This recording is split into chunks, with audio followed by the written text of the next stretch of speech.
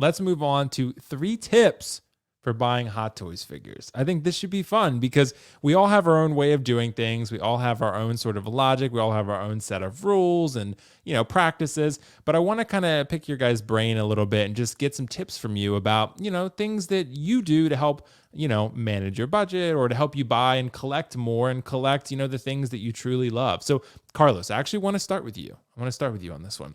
3 tips for buying Hot Toys figures. What general advice would you give, not just new collectors, but Hot Toys collectors in general? 3 tips. Damn, you caught me off guard. Were you eating or some shit? Yeah, because I had to take my medicine. So okay, gotcha. Well, dude, think about it, because there's always budgeting. You could always go with that, right? Because budgeting, I think that's pretty important.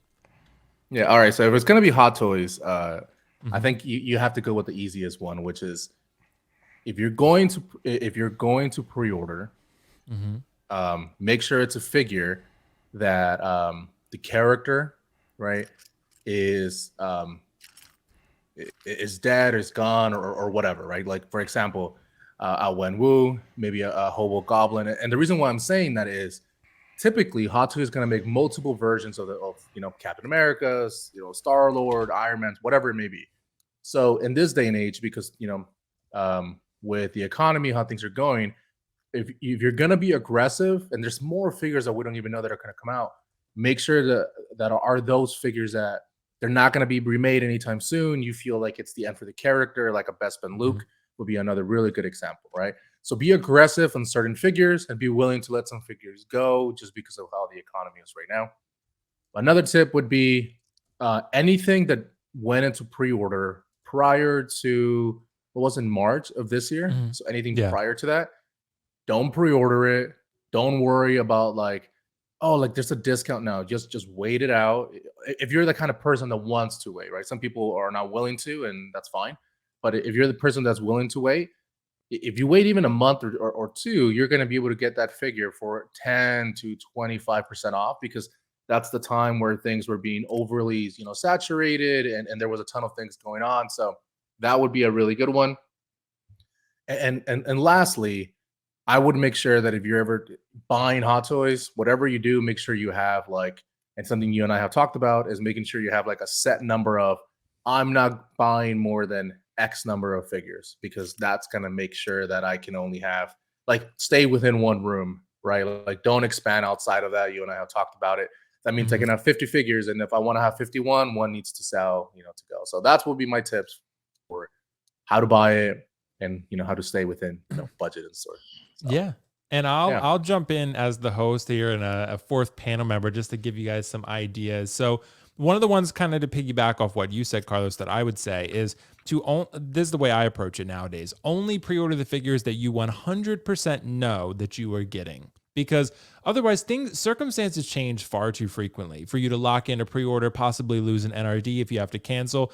It just becomes a lot when you're trying to pre-order a lot of things that you're just not sure about. Like Cad Bane for me, I just pre-ordered him recently. I don't pre-order that much anymore, but I did him because I was like, I love Cad Bane. I 100% know I'm getting Cad Bane. Unless they fuck it up somehow, I'm going to definitely get that, right? And a couple others that I might consider getting Shang-Chi or Wenwu because I know I'm buying those. Short of them really messing up the head sculpts, which I doubt, I'm definitely 100% getting those. So that's one tip. Only pre-order what you 100% are confident that you know. If you're even 70, 80%, I'd say still hold off until you can think about it a little bit longer. The second one. And being aggressive. Go ahead, Carlos. And I was going to say, and being aggressive, right? Like I said, on certain figures, unless you really love Shang-Chi, but you're like, oh, I kind of like him, but there's going to be more of him, knowing that there's going to be more of him, and you can use that pre-order money for a different figure maybe you really love that you might get a chance, but you might be able to miss out on if you're limited on budget.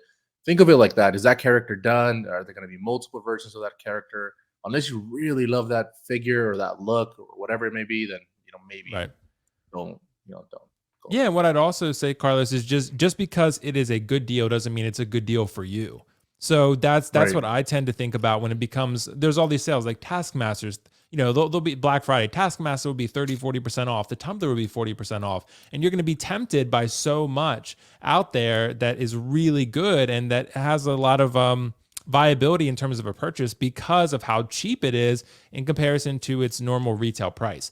But you also have to factor in, do you even want that figure? Did you want that figure before it was discounted? Like, I think there are a lot of considerations here. And this is something that we always have to fight on. This is something I struggle with sometimes. I look at something discounted and I see, a figure that's like $125. And I'm like, that's a really good deal, but I never really wanted that figure, right? And then if the sale sells out and I don't get it, it's not like I lose sleep over it. Like, I'm just like, okay, I didn't really want that figure anyway. And that's kind of how they get you to buy things. That's just not collecting. That's just business in general. They'll discount something, you'd be like, but that's a really good deal. But then you buy it and never use it. Like you bought a GoPro that you never use, right?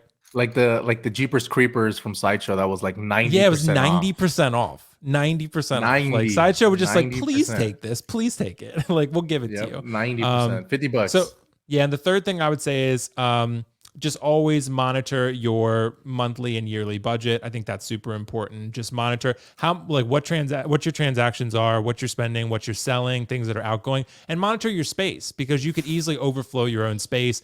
You don't want to start, in my opinion, start extending into other areas. So if you have like one dedicated collection room, then you're like, okay, I can monitor my space. I know what's coming in, what's leaving, and you're keeping track of all that. And just the fourth bonus tip, realize Sideshow is not the only place to buy from. So if something goes on waitlist, it's not the end of the world. You can probably find it elsewhere. So it's there are Hong Kong retailers, there are Pop Culture, there is Alter Ego and Comic Concepts and and Pop Culture Zone, any number of places, right, that you can get figures from. So anyway, I'll let the rest of you guys go. So Zach, I want you to jump in if you would. What 3 tips would you give Hot Toys collectors here? Tip number 1. Okay. I think it's important to have friends in the community, friends that you can kind of talk things over with if you're like tempted to buy something. There's a few guys, Dean and Marco, that I usually like will chat with about things. Ben also, and John. Ben, for example, the other day he was looking to buy a figure from like a Facebook marketplace type deal, and he's like, this is the price, is this a good deal, like should I swing it? You guys have all owned this figure, what would you say is the pros and cons? Being able to get like genuine feedback from people about your decisions, I think is important. Obviously it's your collection, do what makes you happy, but I think that is invaluable because I've made a lot of mistakes as a collector, and if one of my friends is going to make that same mistake, I would always give my advice. The second tip I would have is always try to take advantage of offers that are presented to you. You and I both know, I'm sure a lot of people in the chat know, there's places right now you can get Hot Toys, no tax, free shipping. There's places you can get Hot Toys where you're paying tax and shipping, but you're getting 20% off right off the rip, which is a tremendous deal when you really think about it.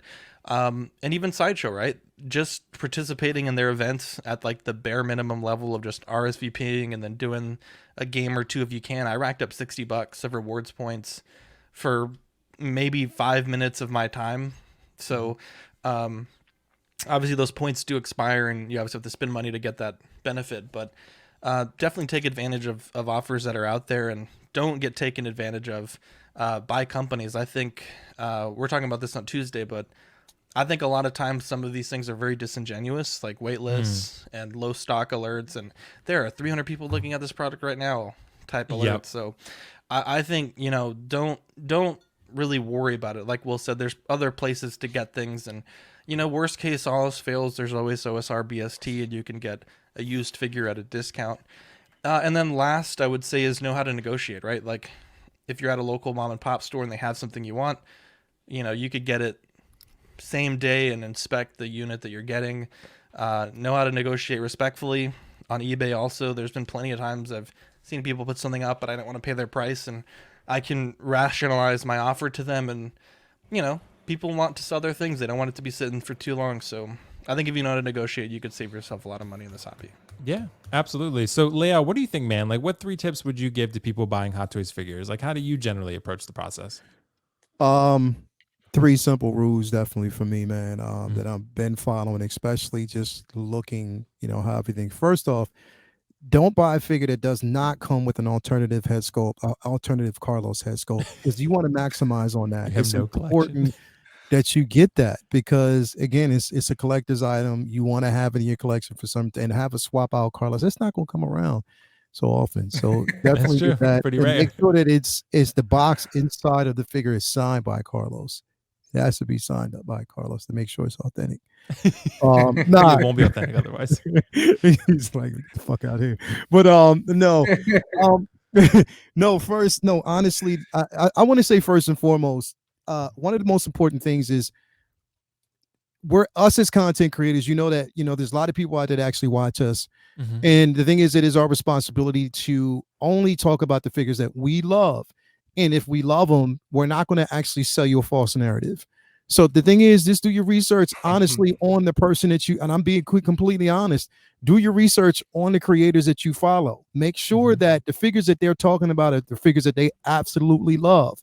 Because in most cases, the content creators that you're talking to or watching will basically purchase a figure and say that they love it. Probably a week later, they're selling it, or 2 weeks later, they're selling it. How does that bode well, especially for new customers who are new collectors coming into the community? That's just how it is. I'm just keeping it all the way funky. Yeah. So definitely make sure that you really, really do, because again, there are a lot of creators, and I'm not saying names, but there are some out there that will basically sell you a false narrative. I was a victim of that myself when I started. Yeah, I mean? So definitely do that. Make sure. Secondly, make sure it's an attachment to something or IP that you absolutely love when it comes to hot toys. Don't basically just get a figure just because, man, because like at the end of the day, it's going to look really, really awkward in your collection, especially if you're looking at everything that you have, but you don't have attachment to this particular piece.